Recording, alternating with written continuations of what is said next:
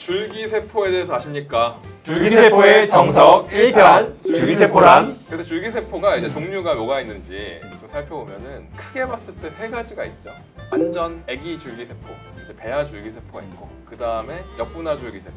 그거는 이제 성체 줄기세포인데 그거를 거꾸로 시간을 돌려서 애기 줄기세포로 바꾸는 거예요. 완전 모든 게 될 수 있는. 성형외과 영역에서 그리고 또 치료 영역에서 쓰이는 줄기세포는 성체 줄기세포를 많이 쓰고 있죠. 맞습니다. 성체 줄기세포는 어느 정도 분화할 수 있는 포텐셜이 정해져 있어서 방향이 어느 정도 정해져 있으니까 그게 한계점인데 또 어떻게 보면 그런 게 또 더 안전하다고 볼 수도 있고요. 그래서 성체 줄기세포는 크게 보자면은 골수랑 이제 지방, 혈액에서 나오는 성체 줄기세포 이제 세 가지로 크게 나눌 수 있을 것 같고요. 네, 맞습니다. 쉽게 채취할 수 있는 게 지방과 그다음 혈액, 그다음이 골수 뭐 이렇게 될 것 같습니다. 줄기세포라고 얘기하는 스템셀의 특징 무엇일지 한번 얘기해 보도록 하시죠. 근데 스템셀 왜 좋은 건가요? 뭐 때문에 좋은 건가요? 스템셀 참 좋은데 말을 할 수가 없나요? 그거? 줄기세포의 정석. 스템셀의 좋은 점 중에 첫 번째로는 반응성. 플루리포텐시라고 하죠. 이제 여러 가지로 분화할 수 있는 능력이 있는데 중간엽 줄기세포는 이제 중간엽 세포들로 분화할 수가 있고요. 뭐 근육이나 연골, 지방 같은 세포로 분화할 수가 있고 그렇기 때문에 더욱 이제 좀 안전하다 생각하시면 되겠습니다. 두 번째 대표적인 거는 아무래도 면역 조절 능력이 있겠어요. 면역 조절 능력이라는 거는 세포에서 뿜는 물질들이 있거든요. 그걸 이제 파라크라인 이펙트라고 하는데 뿜는 물질들로 인해서 그 주변 조직들의 면역 안정성이 더 좋아지는 효과가 있을 수가 있고요. 세 번째로는 자기 복제, 재생 능력이 있습니다. 왜냐하면 이 줄기세포라는 게 일정 부분밖에 없으면 쓰고 나면은 이제 일회용이니까 이제 그러면 다쳐도 이제 회복이 안 되고 그렇기 때문에 복제가 되기 때문에 100% 이게 무한하다는 할 수는 없지만 그렇죠. 줄기세포도 분화를 해서 계속 분비할 수 있는 능력을 가지고 있다. 홍길동 같은 거네요. 이렇게 분신술. 분신술, 머털도사, 그 머리카락 후 불면. 머털도사 아시려는 모르겠는데. 아시는 분 분명히 있습니다. 머털도사. 아, 그럼요. 마지막으로는 호밍 이펙트라고 하죠. 호밍. 호밍 호밍이 이펙트. 뭐죠? 필요한 적재적소에 가서 그 조직으로 분할을 하는 겁니다. 줄기세포들이 돌아다니면서 필요한 부분에 가서 거기서 복제도 하고 필요한 조직으로 분화도 하고 사실은 제일 마지막에 말씀드렸지만 줄기세포의 꽃은 이 호밍 이펙트라고 생각을 혹시 합니다. 줄기세포에 AI 기능이 있지 않을까요? 요새 그런 마이크로 로봇 같은 거 있잖아요. 네. 근데 그런 것들의 아이디어 기본 베이스가 이런 호밍 이펙트에서 그렇죠. 나왔다고 생각을 합니다. 그렇죠. 신기합니다. 줄기세포는 장점이 많은 세포인 것 같습니다. 이 줄기세포라는 것 자체가 뭐에 좋냐? 특히 그 지방에서 추출한 줄기세포는 뭐에 좋냐? 얘기하도록 하시죠. 지방 같은 경우에는 아무래도 채취하기가 정말 덜 부담스럽죠. 아무래도 우리 온몸에 피부 아래에는 무조건 지방이 다 있습니다. 네. 피하 지방이 무조건 있기 때문에 양이 많고 또 우리가 나이가 들면은 지방 양이 늘어요. 그렇기 때문에 나이가 드시면 드실수록 채취할 지방량은 늘어나는 겁니다. 네, 좋습니다. 또 우리가 연구를 해보면 나이가 드신다고 해요. 지방 안에 있는 줄기세포의 질도 떨어지지 않아요. 지방이 어떻게 보면은 이런 항노화 쪽에 줄기세포로는 가장 좋고 실제로도 많이 쓰이고 있고 그렇지 않나 싶습니다. 우리 성형외과 영역에서도 일본에서 지방에서 줄기세포를 추출해가지고 지방 이식할 때 같이 결합해서 그렇죠. 생착률을 높이는 그런 치료 방식이 많이 이제 각광을 받았는데요.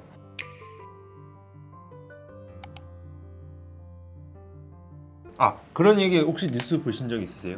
앞으로 지방이 금보다 비싸진대요. 그렇죠. 네. 금 한 돈에 얼마인지 아십니까? 금 한돈 45만 원. 네, 한 45에서 50에 이제 근접했잖아요. 즉 그게 더 훨씬 비싸진다. 지방이. 여러분이 금광입니다.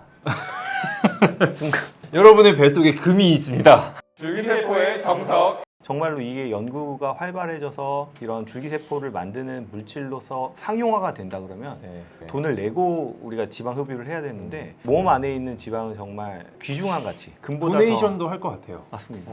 나 오늘 지방 기부하고 왔어.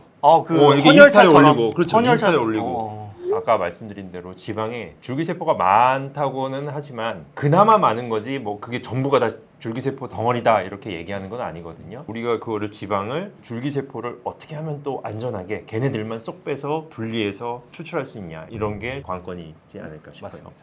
줄기세포의 정석. 두 번째로는 이 중간엽 줄기세포는 이제 네. 골수에서도 실제로 많이 채취하고 그렇죠.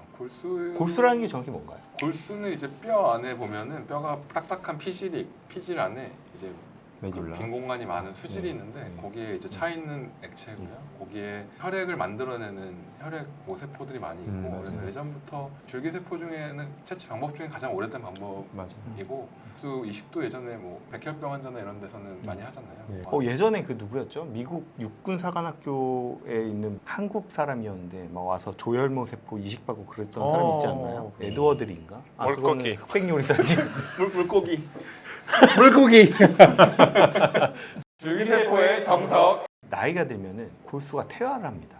그렇기 때문에 떨어지죠. 60세, 70세가 되시면은 골수의 기능이 떨어져요. 그래서 이 골수를 채취해서 줄기세포를 만들어 보면은 우리가 바이어빌리티라고 하는데 포의 그런 바이어빌리티가 굉장히 떨어져서 결국은 임상적으로 효과가 적을 수 있다는 거죠. 네. 그리고 또 문제가 채취가 조금 어려워요. 채취가 뭐 이런 지방이랑 피 뽑는 것처럼 쉽지가 않고 보통은 우리가 이제 후측에 있는 골반뼈에 있는 후측 상측 부에 있는 부위에서 구멍을 뚫고 들어가서 그 안에서 이제 추출을 하는데 능숙한 의사가 하면은 문제 없이 추출이 되지만 혹시 이제 다른 곳으로 빠지게 되면은 다른 곳을 찌를 수도 있는 문제점도 있을 수가 있습니다. 맞습니다. 최근에 대법원에서 이런 것들로 좀 다투고 있잖아요. 전문 간호사가 채취할 거냐, 뭐 의사가 채취할 거냐 이런 것들로 있는데 어쨌든 그만큼 부작용들이 있을 수 있는 채취 방법이다. 네. 다만 숙련된 의사가 하면 그런 것들이 안전하겠죠.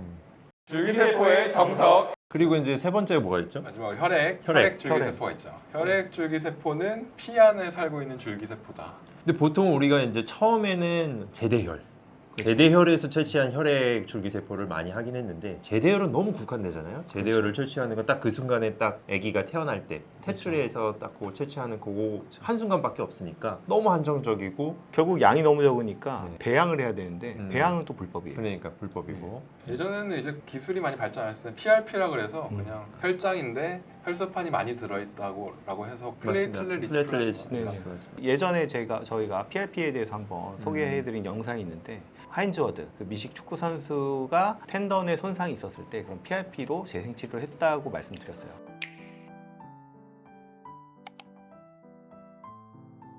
그만큼 예전부터 PRP는 그렇게 재생 치료로 쓰였는데 최근 들어서는 기술의 발전에 힘입어서 혈액 안에서도 고농도의 줄기세포들을 추출해낼 수 있게 됐다라고 생각하시면 되고요.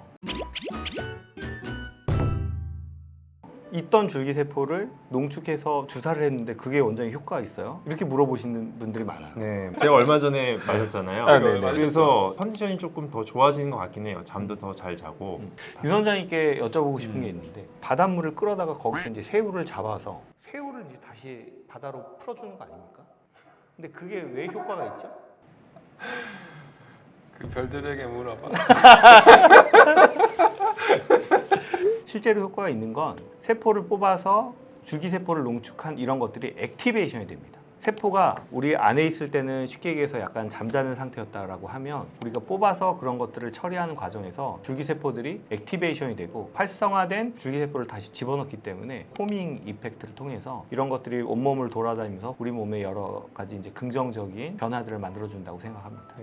레벨 1짜리 세포를 뽑아서 레벨 99로 만들어서 다시 집어넣는. 그렇죠. 단순하게 내 몸에 있는 줄기세포 뽑아서 넣는데 그게 효과가 있는 게 말이 되냐라고 생각하실 수 있지만 실제로 그런 줄기세포들이 액티베이션이 되기 때문에 확실한 그런 호밍 임팩트로 인해서 우리 몸에 좋은 효과들이 있는 것 같아요. 인류는 많이 발전했고 앞으로도 발전하겠지만 생명 연장이라는 꿈을 어느 정도 이뤘어요. 기대 수명들이 이미 많이 획기적으로 늘었기 때문에 보시는 것 같이 엄청나거든요. 그래서 앞으로는 이런 줄기세포를 이용해서 시간을 돌리는 그런 것들이 각광받게 되지 않을까 싶습니다. 세포가 사멸을 하고 다시 재생이 되고 이러는 데는 결국 줄기세포가 필수 역할을 하는데 줄기세포의 여분 이런 게 다 동나게 되면은 셀들이 재생이 안 됨으로써 결국 죽음으로 가게 되는 건데 만약에 이런 줄기세포의 연구가 활발하게 되고 임상적으로 적용이 늘어난다고 하면 충분히 130살까지 가능할 것 같지 않으신가요? 그렇죠. 네, 줄기세포의 효과 자체가 포사멸이나 세포가 없어지고 노화되는 것들을 시간을 늘려주거나 없애주거든요. 텔로미어라고 많이 들어보셨을 거예요.